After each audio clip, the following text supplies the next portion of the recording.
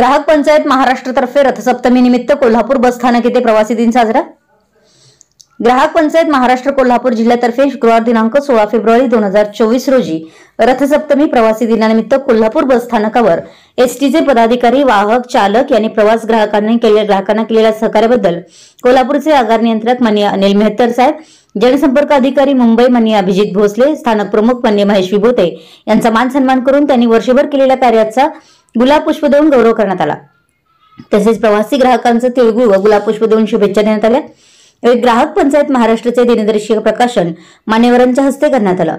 यावेळी कोल्हापूर जिल्हाध्यक्ष माननीय बीजे पाटील, ग्राहक तक्रार निवारण मंचचे स्वतंत्र सदस्य माननीय अशोक पोतनीस, प्रवासी महासंघाचे माननीय शिवगोंड पाटील, जिल्हा संघटक सुरेश माने, जिल्हा सचिव दादा सुशेलार, सदस्य महादेव सुतार यांच्यासह वाहक, चालक, प्रवासी उपस्थित होते।